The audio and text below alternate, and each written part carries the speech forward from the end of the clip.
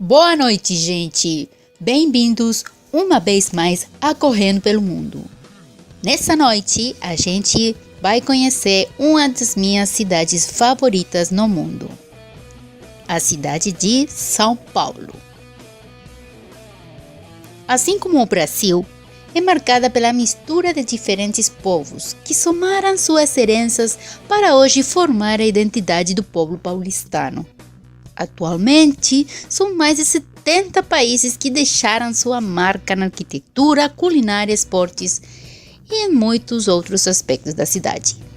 A cultura foi marcada pela música clássica, como os alemães, que chegaram a São Paulo, mais especificamente a Santo Amaro, em 1827. A ópera e o canto lírico foram trazidos pelos italianos, que vieram para o Brasil na década de 1870. Principalmente para o sul e sudeste do país. Ainda da Itália veio a influência nas artes plásticas, como Alfredo Volpi e Victor Brecheret, que contribuíram para o movimento modernista. Essa mistura foi responsável por elevar São Paulo à categoria que está hoje de capital cultural da Latinoamérica. No comércio, os alemães e franceses que tiveram o início da sua imigração na década de 1880 importavam tecidos e eram padeiros, confeiteiros e curtidores de ouro. Os alemães também eram os principais responsáveis pela produção de papel e cerveja. Os árabes que iniciaram sua imigração entre o fim do século XIX e início do século XX trabalhavam com mascates e vendiam chapéus, roupas, relógios, tecidos, joias e outros produtos na região de comércio popular, como a 25 de março. Até hoje permanecem com comércios semelhantes pela região. Já os judeus, que vendiam roupas e tecidos de alta qualidade, tiveram seu movimento migratório entre o início do século XIX e a primeira metade do século XX. Em São Paulo, fixaram sua residência na região de Higienópolis, onde residiam os principais consumidores dos seus produtos, os barões do café. Hoje, o bairro ainda tem alta concentração de judeus descendentes. Os japoneses que chegaram a São Paulo no início do século XX começaram a trabalhar como barbeiros, sapateiros, lavadeiras, diaristas, além de fazerem produtos artesanais. Fecharam-se na região central, nos bairros da Liberdade e Glicério. Na área esportiva, alguns dos principais clubes da cidade foram fundados por imigrantes árabes, como os libaneses, que fundaram o Monte Líbano e o Clube Homs, e os sírios, que criaram o Esporte Clube Sírio. O Palestra Itália, atualmente Sociedade Esportiva Palmeiras, o Espéria e o Juventus foram fundados por italianos e o Pinheiros por alemães. Os portugueses montaram a Associação Portuguesa de Desportos e os judeus criaram a Hebraica e o Círculo Maccabi. Na culinária, muitos ingredientes corriqueiros da culinária paulista tiveram origem no sudeste de Ásia, como arroz, laranja e berinjela, entre outros, todos trazidos na bagagem dos colonizadores portugueses e espanhóis. Outras comidas, como as massas e pizzas, vieram da Itália e se tornaram especialidade na mesa dos paulistanos. Devido à influência de várias culinárias, a cidade de São Paulo hoje é considerada uma das capitais gastronômicas do mundo.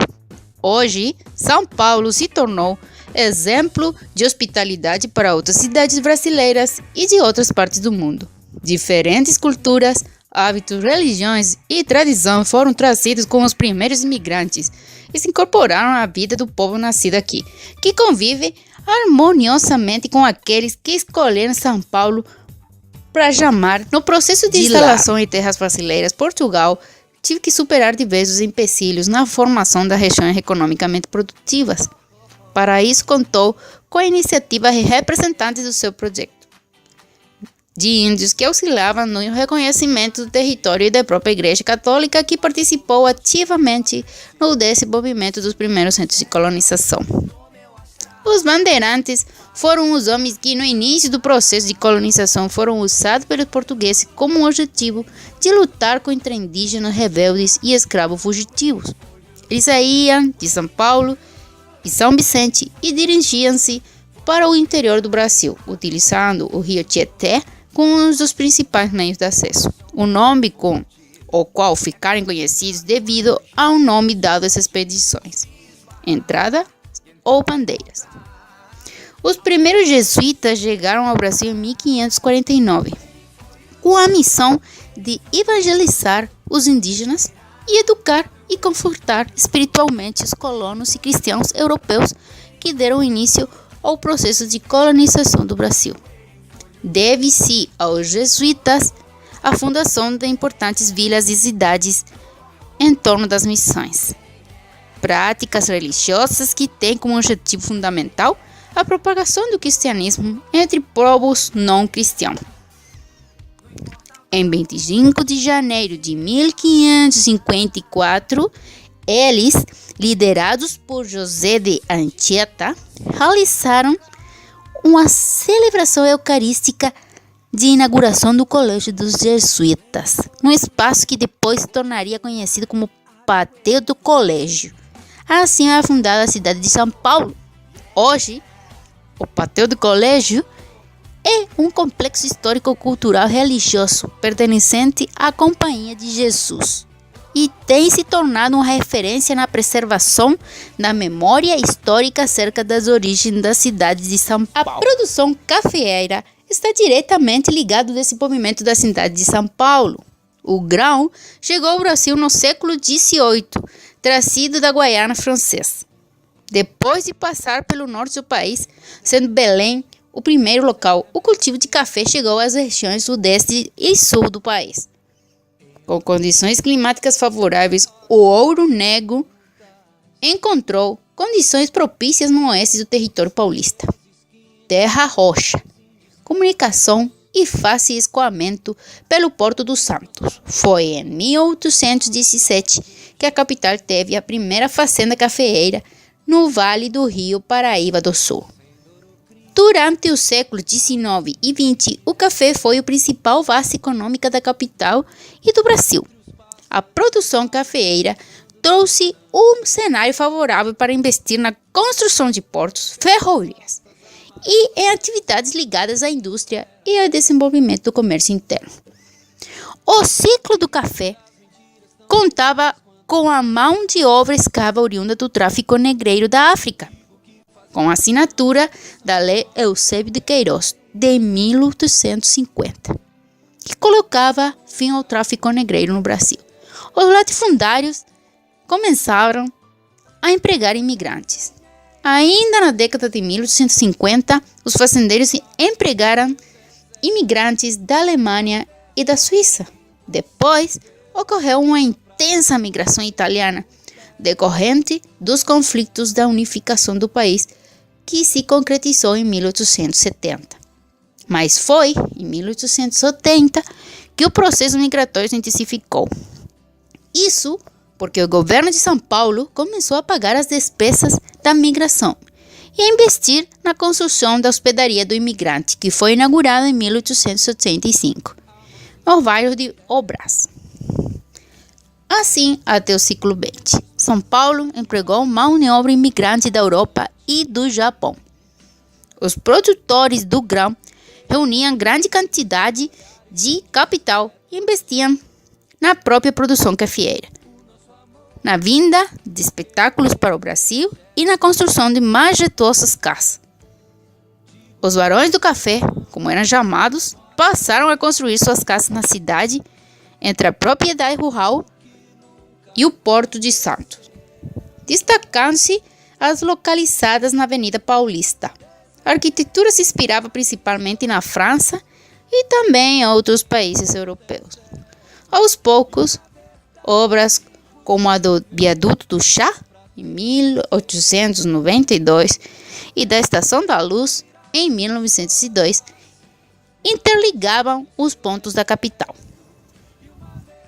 Tamanho foi o enriquecimento dos cafeicultores paulistas que eles chegaram ao poder na República Oligárquica, conhecida como a República do Café com Leite, em que São Paulo alternava com o posto com Minas Gerais.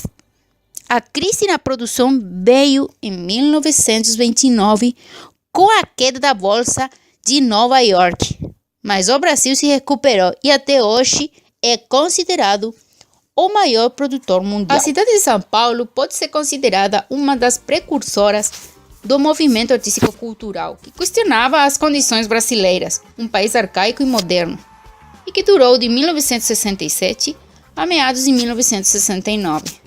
Foi na terceira edição do Festival de MPB da Record que o movimento despertou a atenção do público. Na ocasião, Caetano Veloso cantou Alegria, Alegria, tocando dos símbolos do imperialismo americano, guitarras elétricas. No dia 20 de outubro de 1951, a Avenida Paulista recebia a abertura da primeira Bienal Internacional de São Paulo, composta por 1.800 obras de 23 países, além da produção artística nacional, considerada a primeira exposição de grande porte de arte moderna fora da Europa e dos Estados Unidos. O evento teve por objetivo colocar a arte brasileira no cenário mundial e posicionar São Paulo como centro artístico internacional. Obras de Pablo Picasso, Alberto Giacometti e René Magritte estiveram pela primeira vez no Brasil. A Bienal ocupou um pavilhão do Parque Trianon, onde hoje está localizado o MASP. Organizada pelo Museu de Arte Moderna, tive como mentor o italiano Francisco Matarazzo e foi inspirada na Velha de Viena. O Teatro Municipal de São Paulo foi palco da Semana de Arte Moderna que aconteceu de 11 a 18 de fevereiro de 1922. O movimento artístico que propunha mudanças na produção literária também inovou no campo das artes plásticas, arquitetura e música. A semana aconteceu em cenário de oposições. De um lado estavam os conservadores em um contexto de república oligárquica. A elite cafeeira não queria romper com os padrões estéticos europeus. E do outro, os mais radicais que queriam romper com muitos ufanistas. O lema da semana foi reunido no manifesto de Oswald de Andrade, Pau de Brasil, publicado no Correio da Manhã. Entre os artistas participantes estavam Anita Malfatti, de Cavalcanti, Oswaldo Joelde, Vitor Berteret, Mário de Andrade, Oswald de Andrade, Plinio Salgado, Menotti Pitia, William Harsberg, Guilherme de Almeida, Vicente Dorrego Monteiro e Heitor Villa-Lobos. A cidade de São Paulo já contou com milhares de visitas ilustres. Em 1967, o já consolidado Museu de Arte de São Paulo, MASP, mudou de endereço. Foi instalado no coração da cidade, na famosa Avenida Paulista, em um edifício projetado pela arquiteta italiana Lina Bobardi. Foram 12 anos de espera entre projeto e construção, mas que valeram a pena com a visita ilustre da rainha Elizabeth e seu marido, o príncipe Philip, da Inglaterra, que vieram para a inauguração do museu. A rainha se surpreendeu com um quadro do ex-ministro Winston Churchill, que Bardi, presidente do museu, afirmou ser exposto pela primeira vez na história. Também contaram com a presença do artista Michael Jackson. Esteve pela primeira vez em São Paulo em setembro de 1974, quando ainda tinha 16 anos. Na época, formava o grupo Jackson 5, junto com seus irmãos, e realizou 2 shows no AMB. A segunda visita aconteceu em 1993, quando Michael se apresentou em 2 shows no estádio do Morumbi pela Dangerous World Tour. Em março de 1990, o presidente cubano Fidel Castro esteve em São Paulo para participar de encontros com empresários da Câmara de Comércio Brasil-Cuba e líderes religiosos católicos e protestantes, ambos no Palácio das Convenções do ANEB. Ele também participou das comemorações do primeiro aniversário do Memorial da América Latina, de reuniões com a prefeita Luísa Erundina e líderes políticos, e ainda do lançamento do livro Religião e Democracia. Depois de ter sido condecorado como cidadão paulistano pela prefeita Luísa Erundina em 1992, Dalai Lama fez mais 2 visitas à capital paulista. Em 2006, realizou várias palestras e seminários abordando temas religiosos, culturais e científicos, e retornou em 2011 para o seminário Convivência Responsável e Solidária, que aconteceu no pavilhão oeste do ANEB no dia 17 de setembro. A cidade de São Paulo recebeu entre os dias 9 e 13 de maio de 2007 a ilustre visita do Papa Bento XVI. O motivo da viagem foi a 5ª Conferência Geral do Episcopado Latino-Americano e do Caribe, que aconteceu em Aparecida do Norte, interior do São Paulo. Em São Paulo, o Papa ficou hospedado no Mosteiro de São Bento. Realizou missa no Campo de Marte para mais de 1 milhão de fiéis, onde aconteceu a cerimônia da canonização do primeiro santo brasileiro, Frei Galvão. Também visitou o ex-presidente da República, Luiz Inácio Lula da Silva. Falando de dados e fatos, São Paulo é uma cidade de números. São mais de 12 milhões de habitantes que disputam espaço com 14,9 milhões de turistas por ano. São 1.521 quilômetros, onde estão distribuídos muitos lugares interessantes para conhecer, restaurantes para provar diferentes gastronomias, shoppings e centros diversos para diferentes tipos de compras. Até mesmo no meio de tantos prédios, são muitos os parques e áreas verdes. Falando em números, aqui estão alguns sobre o que os turistas e paulistanos podem encontrar na cidade: 320 hotéis, 63 hostels, 314 salas de cinema, 138 teatros, 115 espaços culturais, 150 bibliotecas, 158 museus, 333 centros de esporte e lazer, 11 estádios de futebol, 109 parques e áreas verdes, 20 mil restaurantes, 30 mil bares, 53 shopping centers, 33 mil táxis. São Paulo também é a capital dos títulos e recordes. A cada ano a cidade se supera. Alguns dos títulos que a cidade já recebeu são: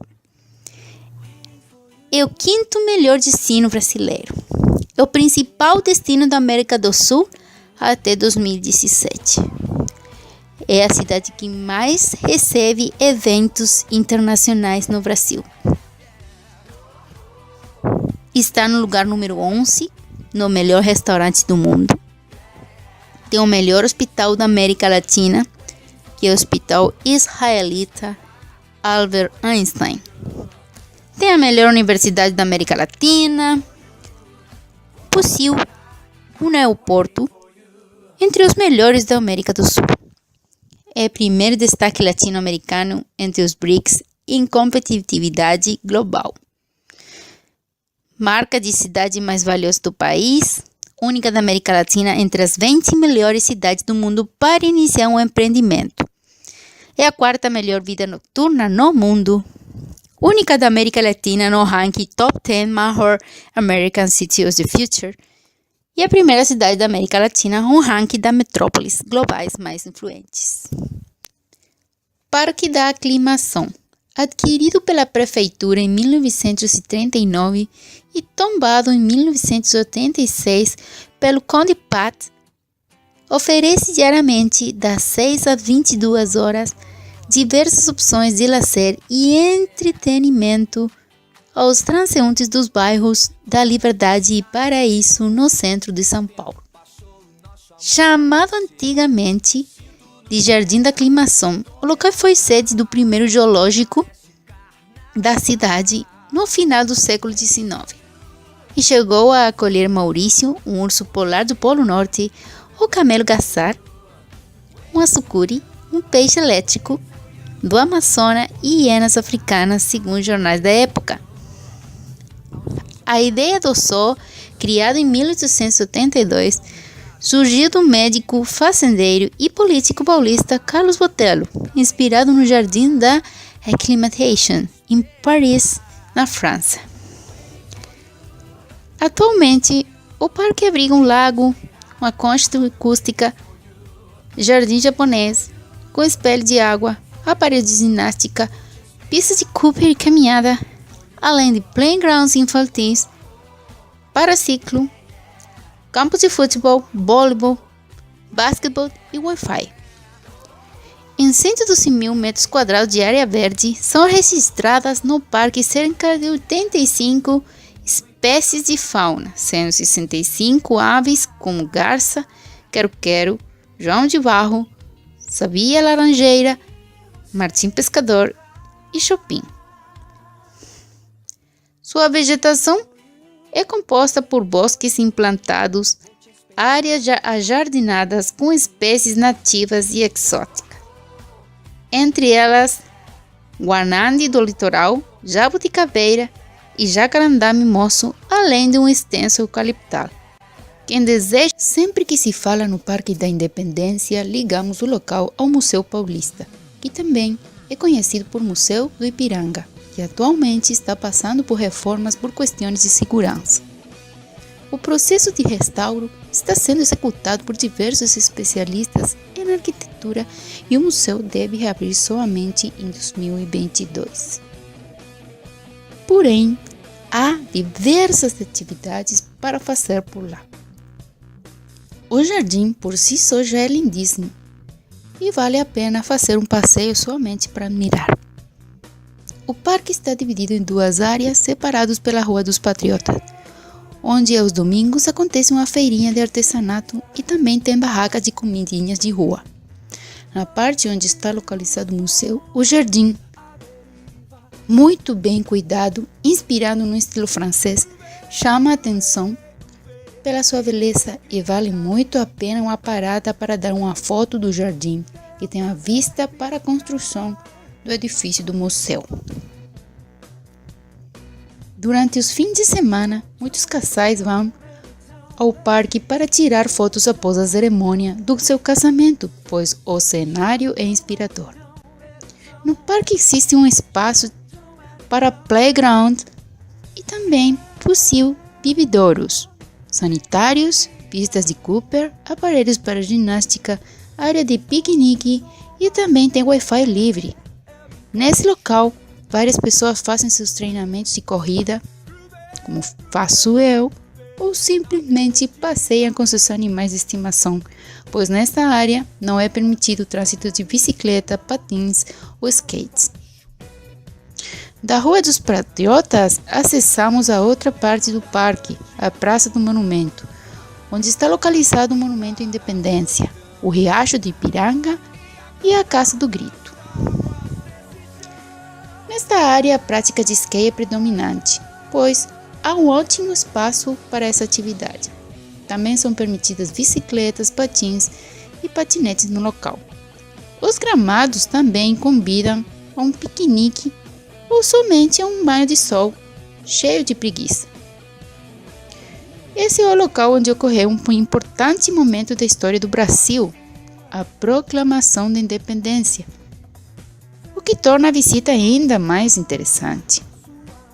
A Casa do Grito conta a história de um momento em que foi utilizada como pouso de viajantes durante trânsito de pessoas e animais, que por ali passava em seus percursos para transporte de mercadorias entre o litoral e a cidade de São Paulo, além de área de descanso na antiga casa de pau a pique era possível encontrar alimentos e provisões. A morada se tornou a Casa do Grito em razão de figurar no quadro de Independência ou Morte, do pintor Pedro Américo. O monumento à Independência, às margens do Riacho do Ipiranga, local onde Dom Pedro I teria proclamado a independência em 1822. Do escultor Heitor Ximenes, retrata os importantes personagens no processo de independência do Brasil. Um grande alto revelo em bronze reproduz o quadro Independência ou Morte de Pedro Américo. Destaca-se também a pira do altar da pátria, na parte frontal do monumento. Em todas as faces do monumento encontramos reproduzidos personagens e momentos importantes da história da independência do Brasil. No seu interior está localizada a cripta ou capela imperial onde foram trazidos os restos mortais de Dom Pedro I, de sua esposa Dona Maria Leopoldina e da sua segunda esposa Dona Amélia de Bernaues, e onde também funciona um espaço de exposições administrados pela Secretaria de Cultura de São Paulo. Diante de tudo isso, enquanto esperamos a reabertura do museu, vale sempre a pena visitar o local, seja pela sua importância histórica, seja pela sua beleza, lugar de todos, ou como alternativa ao lazer. O Parque do Ibirapuera é o terceiro maior parque da cidade de São Paulo e o mais famoso. Nele existem inúmeros espaços destinados à prática de atividades físicas, à saúde, à natureza e espaços culturais. É impossível você ir ao Parque do Ibirapuera e não encontrar uma atividade que lhe agrade. Durante a semana o parque é mais vazio, mas são nos finais de semana que você encontra uma maior diversidade de atividades de pessoas e de gostos reunidos de uma só vez. Em algumas áreas do parque é possível ler, meditar, apreciar a natureza, fazer um piquenique ou simplesmente caminhar sem compromisso. Outras são um verdadeiro convite às atividades esportivas. Ciclovias circundam o parque, onde dividem o espaço com grupos de corrida, pessoas caminhando sozinhas, com amigos ou só com seus animais de estimação. É um movimento intenso de idas e vindas. Próximo ao Portão 3, existem locais para que você alugue uma bicicleta, porém muita atenção nas áreas onde pedestres e ciclistas dividem o mesmo espaço para que não ocorram acidentes. No Parque do Ibirapuera também existem quadras para a prática de vôlei, basquete e futebol, e espaços específicos para as crianças, bem próximo um do outro, área bastante convidativa aos esportes coletivos. As barraquinhas de água de coco estão espalhadas por todo o parque. Geladinhas e deliciosas são ótimas após a prática de esportes ou somente para deliciar-se em um dia de calor. Existe uma área onde ficam os museus. Museu de Arte Moderna, MAM, Museu Afro-Brasil, Fundação Bienal, OCA e também o Auditório Ibirapuera, onde, em sua área externa, algumas vezes são oferecidas ao público apresentações musicais e cinema ao ar livre gratuitos. Em alguns dos museus, a entrada é gratuita em um dia específico da semana. No MAM, é aos domingos. Museu Afro-Brasil, aos sábados. Outra atração interessante do parque é o Planetário Aristóteles Orsini, o primeiro planetário do Brasil, inaugurado em 1957, é administrado pela Prefeitura de São Paulo através da Universidade Aberta do Meio Ambiente. O prédio é importante patrimônio histórico, científico e cultural, tombado pelo Conselho Municipal de Tombamento e Preservação do Patrimônio Histórico, Cultural e Ambiental da cidade de São Paulo, COMPRESP, e pelo Conselho de Defesa do Patrimônio Histórico, Arqueológico, Artístico e Turístico do Estado, CONDEPAT. Está aberto ao público aos domingos e feriados, com entrada gratuita e sessões de 40 minutos, às 13, 15, 17 e 19 horas. Nos meses de férias, as sessões acontecem nas sextas-feiras, às 15 e 17 horas, e aos sábados, domingos e feriados, às 13, 15, 17 e 19 horas, bastando chegar 1 hora antes para retirar o ingresso.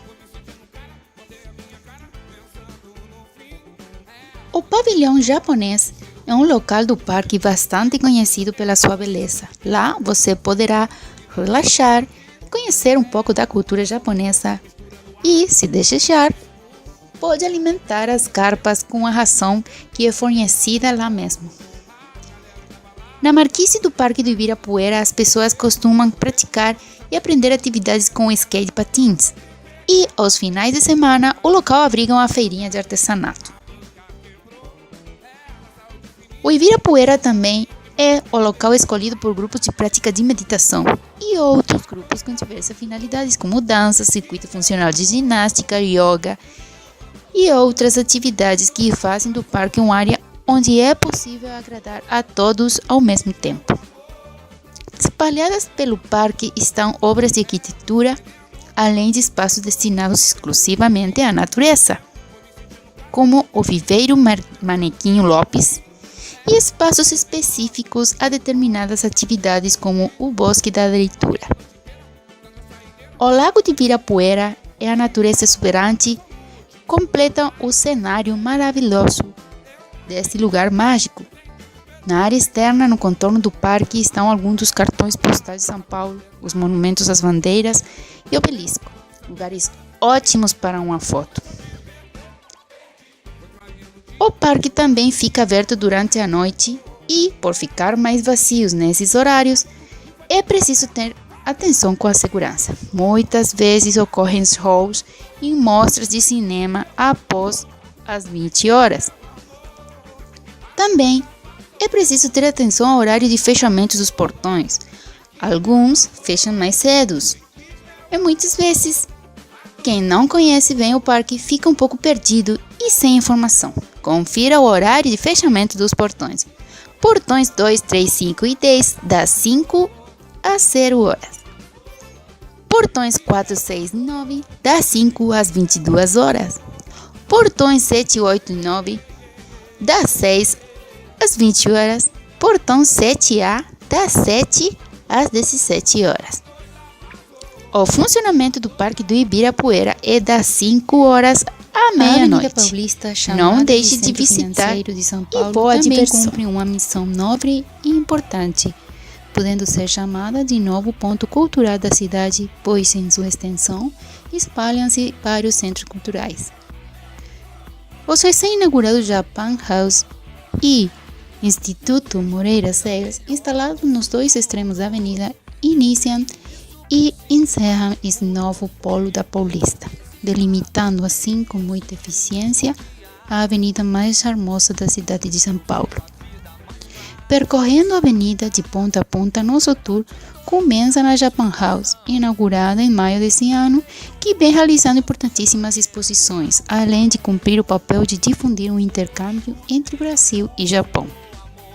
O ambiente é cuidadosamente elaborado, além de possuir loja com produtos japoneses, café, restaurante com gastronomia japonesa, auditório e biblioteca, e um espaço diferenciado e moderno que em seus 2 andares consegue transmitir paz e tranquilidade aos frequentadores através de equipamentos modernos de som, iluminação, imagens e arquitetura própria.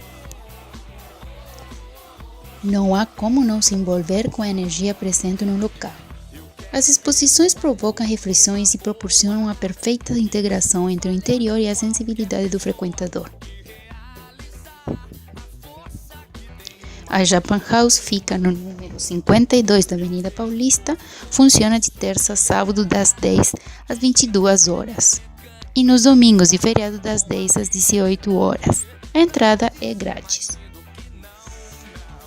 Bem em frente à Japan House temos mais acesso à cultura na Casa das Roças, espaço que possui uma proposta ligada à literatura e poesia. Seguindo pela avenida, no sentido da Rua da Consolação, encontramos o MASP, cartão postal da cidade que dispensa apresentações. Encerrando o turno número 2424, o recém-inaugurado MS, Instituto Moreira Salles, cumpre fielmente o seu papel de difundir a cultura em São Paulo por meio da fotografia, iconografia, mostras, filmes, eventos, cursos e exposições. A entrada é gratuita. O espaço conta com a biblioteca de fotografia, cine-teatro, salas de aula, salas de exposições e café-restaurante. O acesso principal é no quarto andar, na Praça IMS, onde se localiza a livraria e guarda-volumes. E de onde você pode admirar a Avenida Paulista pelo vão muito bem projetado, de onde é impossível o visitante não tirar um domingo na Paulista. A Avenida Paulista, a mais charmosa da cidade, aos domingos se transforma em uma grande área de lazer. A grande extensão da Avenida Paulista fica fechada para os carros e a loucura da semana dá espaço à diversão. A ciclovia fica tomada pelas bicicletas e os carros dão lugar aos skate, patins, às corridas e caminhadas. A Avenida Paulista, humanizada e invadida pelos artistas de todos os gêneros, os músicos tocando seus instrumentos, e em cada tanto é possível ouvir diferentes estilos musicais. O Centro Cultural FIEPS oferece a cada domingo a apresentação de uma banda diferente, além de caminhar pelo meio da avenida com a sensação de que ela é toda sua, ainda pode desfrutar desse cartão postal da cidade e dos seus diversos pontos turísticos, o MAPS, o Parque Trianon e da Casa das Roças, que estão localizados ao longo da Avenida Paulista. É possível também curtir as 3 feiras que expõem seus artigos aos domingos, a Feira das Antiguidades e objetos de decoração no vão do MASP. Logo do outro lado da avenida, a feirinha de artesanatos e no Shopping Center 3, próximo à estação de Consolação do metrô, a feira com assim de artigos variados e moda com bastante identidade e de fabricação própria, bijuterias, acessórios diferenciados. Quando bater aquela fominha, você pode contar com inúmeras opções. As comidinhas de rua estão espalhadas ao longo da Avenida Paulista. Próxima à feirinha do MAPS, existem muitas opções interessantes. Comidas típicas como acarajé, yakisoba, pastel, pizza, hambúrguer, cachorro quente e doces variados. Verdadeiras tentações. Tudo isso além da estrutura permanente do shopping, cinemas e restaurantes localizados na avenida e arredores. Porém, cada vez mais a Praia dos Paulistas está deixando de ser os shoppings e as preferências de atividades ao ar livre estão tomando conta da cidade. Outra vantagem é que você pode deixar seu carro em casa sem se preocupar com as vagas para estacionamento, pois o metrô é de longe a melhor opção, com espaços específicos para bicicletas, ou você pode alugar uma em alguns pontos próximos espalhados pela região. Ainda é possível você se surpreender e encontrar eventos e atividades novas que vão ocupando os espaços disponíveis na Avenida Paulista. No final de nossa caminhada, com início na estação Consolação do metrô e término na estação Brigadeiro, paramos no largo bem de frente ao Shopping Paulista, onde se concentram os food trucks.